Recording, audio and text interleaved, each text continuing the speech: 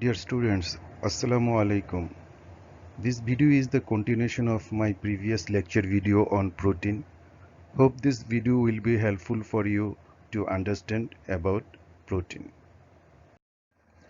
At first, I want to discuss about the ionization of amino acids and its relationship with pH. I already explained in my previous video how does amino acid form bipolar ion, that is Zwitter ion, in aqueous medium. When an amino acid exists as Zwitter ion, its net charge is 0 because it carries one positive and one negative charge. All of you already studied pH and buffer in physical chemistry. From there, we came to know that when a compound contains an acidic group and if that compound is in acidic medium, that time the acidic group of that compound behaves as base.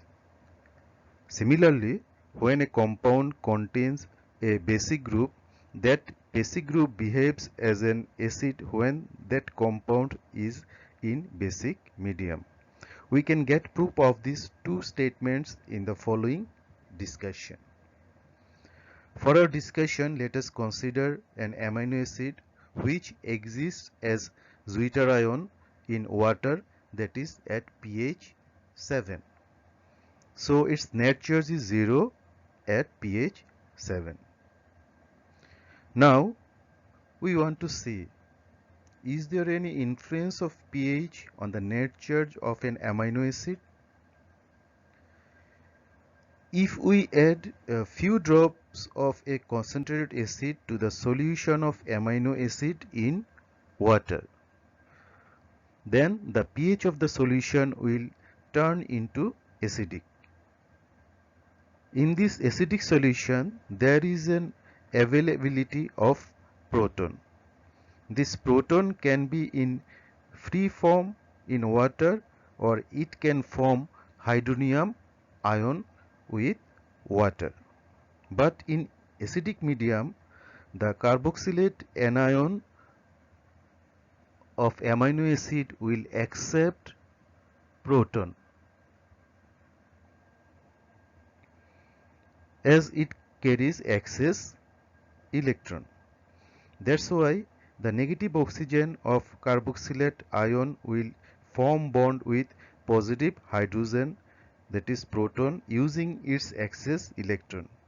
After that, the amino acid will be converted to in this form, and we can see that the net charge of amino acid turns into +1.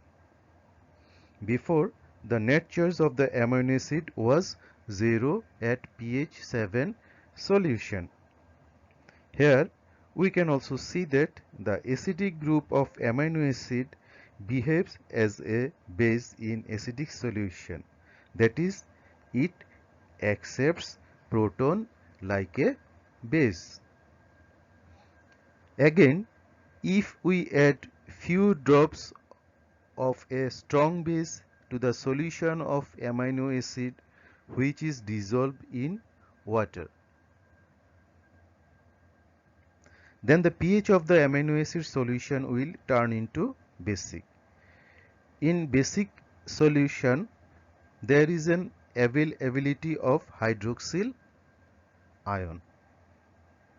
This hydroxyl ion will try to share its excess electron to a electron deficient atom or group, but the nitrogen on the amino acid in Zwitter ion form is positive.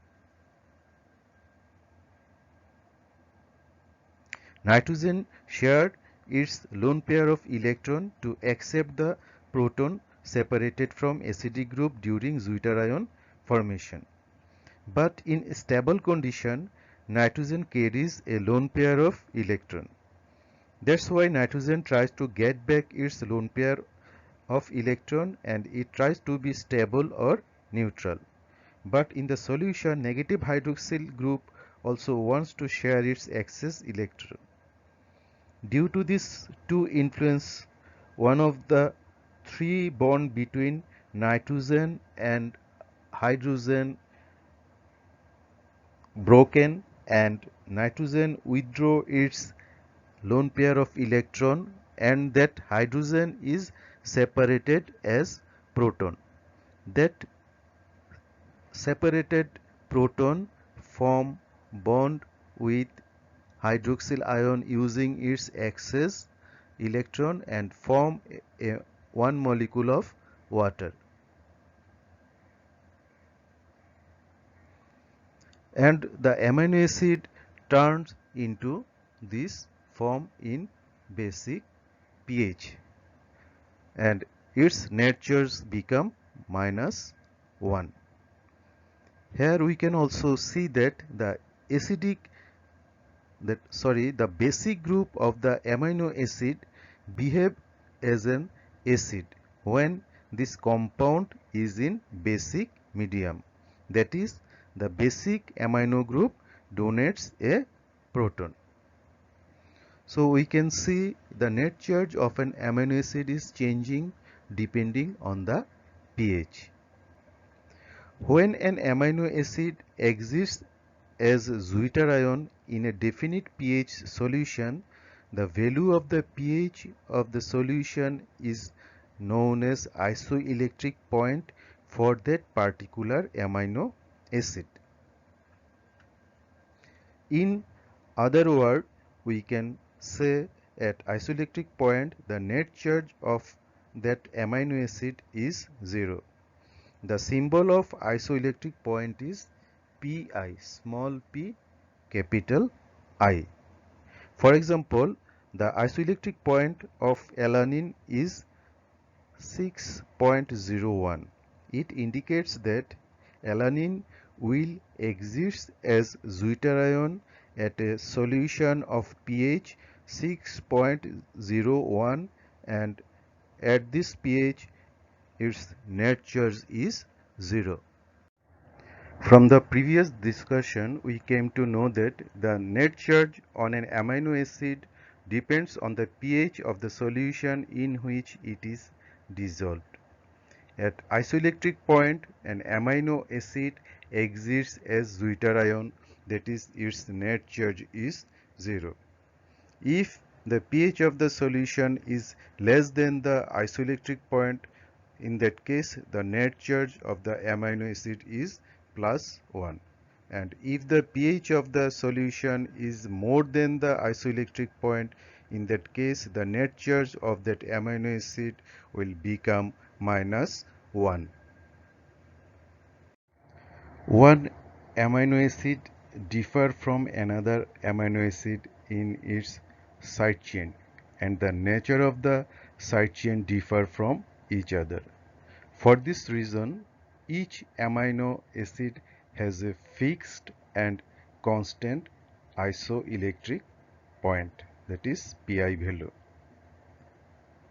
Among the 20 amino acids, the nonpolar and polar amino acids isoelectric point roughly lies between 5 to 6.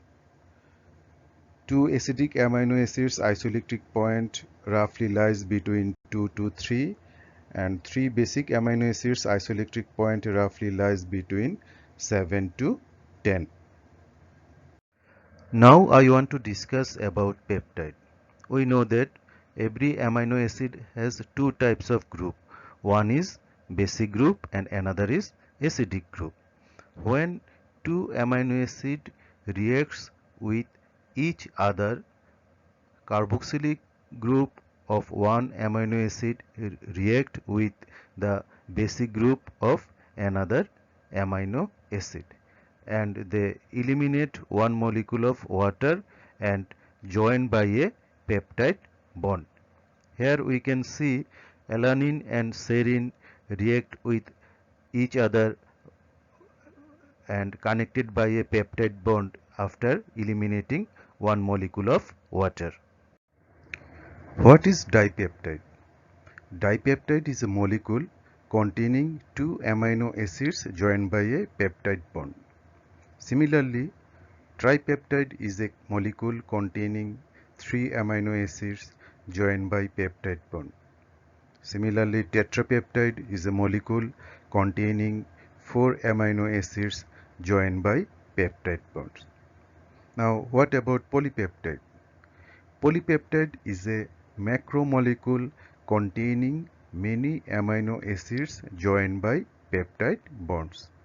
Here we are mentioning polypeptide as macromolecule because in polypeptide many amino acids are joined by peptide bonds.